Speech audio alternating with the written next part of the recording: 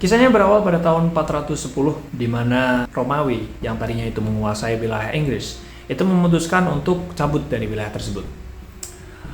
Nah, hal tersebut tuh membuat wilayah Inggris yang tadinya itu dilindungi oleh mereka, itu menjadi tidak terlindungi. Karena suku Celtic sebagai suku asli dari wilayah Inggris, itu tidak memiliki kekuatan militer yang cukup besar.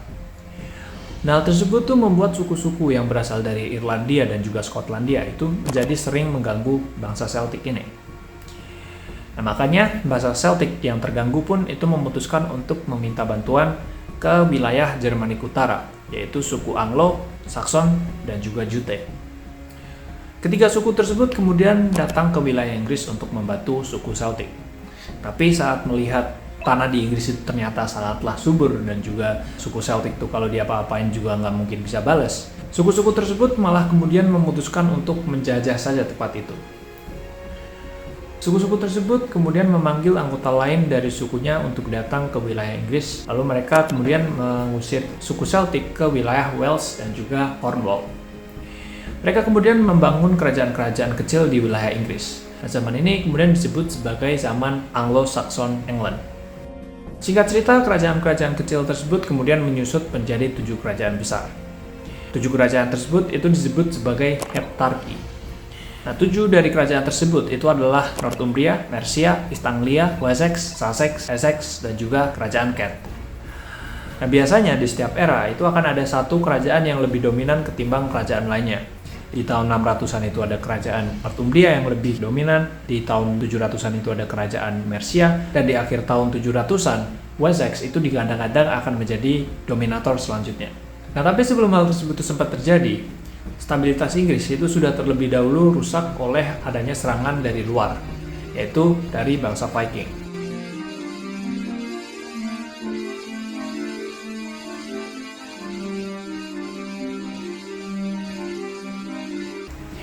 Awalnya tujuan dari para Viking menyerang wilayah Inggris itu cumanlah duit.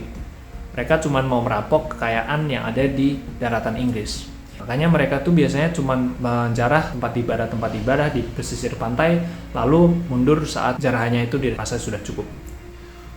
Nah, tapi ternyata di Skandinavia, tempat asal mereka, terjadi sebuah ledakan populasi yang cukup besar, yang membuat tanah di sana tuh jadi makin langka. Nah, hal tersebut membuat sebagian dari para Viking itu memutuskan untuk mencari tanah di luar wilayah Skandinavia. Nah, salah satu wilayah yang mereka targetkan itu adalah wilayah Inggris. Dan benar saja, pada tahun 865 muncullah segerombol pasukan Viking dalam jumlah yang besar yang mendarat di wilayah Inggris. Para Anglo-Saxon menyebut mereka sebagai Great Heathen Army atau GHA, atau dalam bahasa Indonesia berarti pasukan besar para pendosa. Nah, mereka mendapatkan julukan tersebut karena para Viking ini kebanyakan tidak memiliki agama atau ateis, sehingga mereka dicap sebagai seorang pendosa oleh bangsa Anglo-Saxon. Mereka pertama kali mendarat di kerajaan East Anglia dan langsung melakukan intimidasi dengan pasukan mereka yang sangat besar. Mereka kemudian menuntut sejumlah pasukan dan juga kuda ke raja dari East Anglia. Nah, East Anglia yang sudah melihat berapa besar pasukan para Viking ini kemudian memutuskan untuk memenuhi tuntutan dari para Viking. Para Viking yang sudah mendapatkan apa yang mereka inginkan itu kemudian langsung meninggalkan wilayah East Anglia.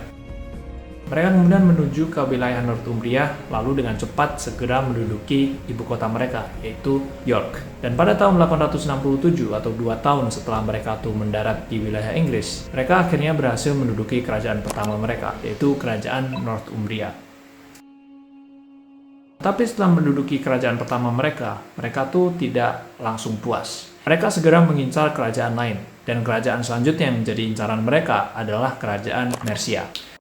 Langkah awal yang mereka lakukan untuk menduduki Mercia adalah dengan menduduki kota Nottingham.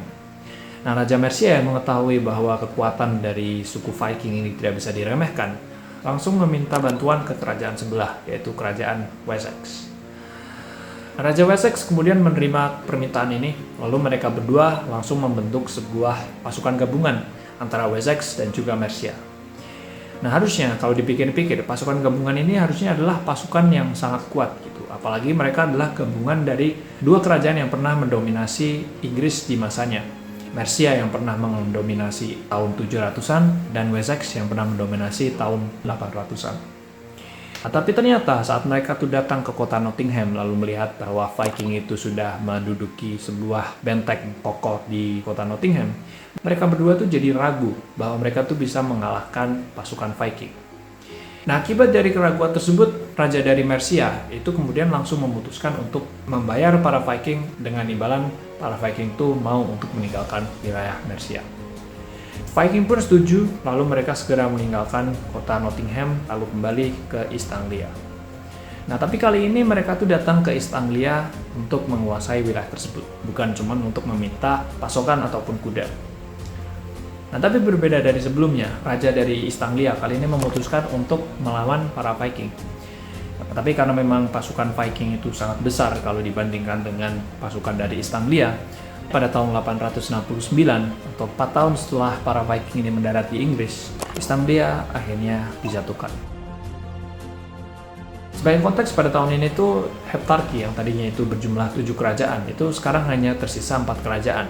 Hal tersebut tuh bisa terjadi karena 3 kerajaan yaitu Sussex, Essex, dan juga Kent itu diduduki oleh kerajaan Wessex. Nah, makanya sekarang hanya tersisa 4 yaitu Northumbria, East Anglia, Mercia, dan juga Wessex.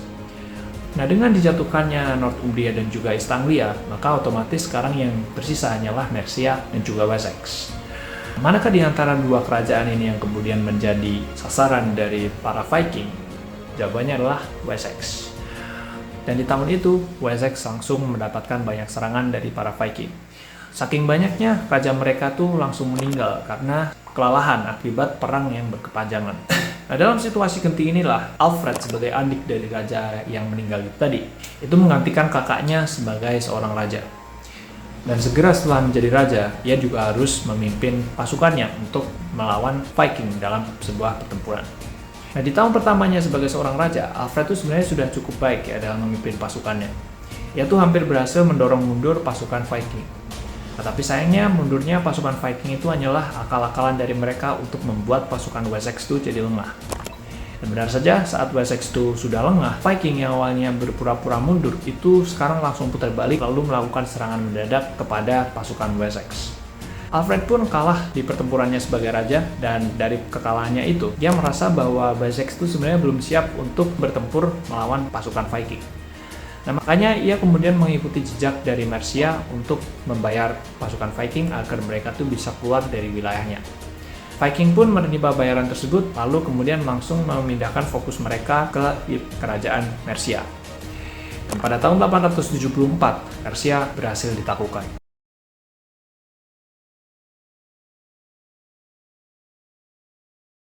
Nah, sekarang hanya tersisa satu kerajaan yang masih berdiri, yaitu Wessex. Viking tentu saja menginginkan wilayah dari kerajaan Wessex. Makanya ia kemudian membagi pasukannya menjadi dua, dan salah satunya itu dipimpin oleh sosok bernama Guthrum. Nah, pasukan yang dipimpin oleh Guthrum ini kemudian diperintahkan untuk segera menyerang kerajaan Wessex. Guthrum pun kemudian langsung membawa pasukannya ke kota Wareham untuk mengancam kerajaan Wessex. Alfred yang mengetahui hal tersebut itu langsung mengerahkan pasukannya untuk mengepung kota Wareham. Di sana sempat terjadi sebuah ketegangan, namun mereka berdua pada akhirnya memutuskan untuk menyepakati sebuah perjanjian damai. Tapi tak lama setelah perjanjian tersebut dibentuk, Guthrum itu langsung memutuskan untuk melanggar perjanjian tersebut.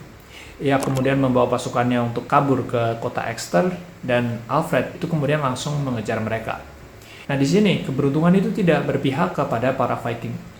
Logistik yang ternyata dibutuhkan oleh para Viking itu terkena sebuah badai yang membuat Guthrum itu terpaksa untuk menarik pasukannya mundur dari kota Exeter dan meninggalkan wilayah Wessex. Pada pertemuan tersebut, Alfred menang tipis dari para Viking. Nah, tapi meski begitu bukan berarti Wessex sekarang sudah aman dari serangan para Viking.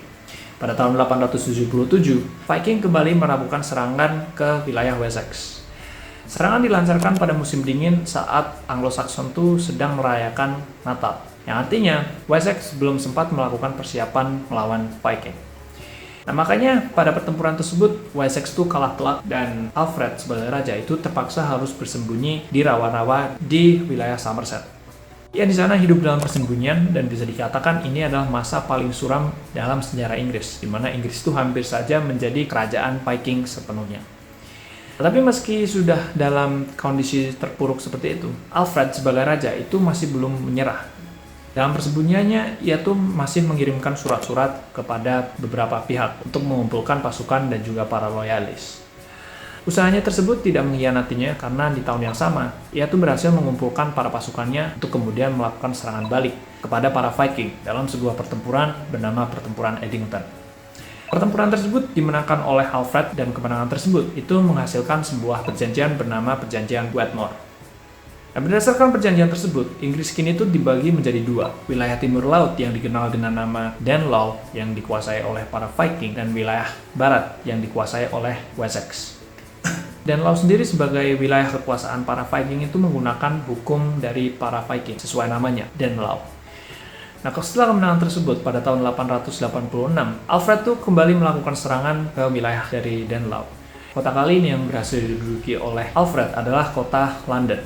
Nah, kemenangannya tersebut kemudian membuatnya itu dijuluki sebagai The King of Anglo-Saxon, atau dalam bahasa Indonesia adalah Raja dari orang-orang Anglo-Saxon.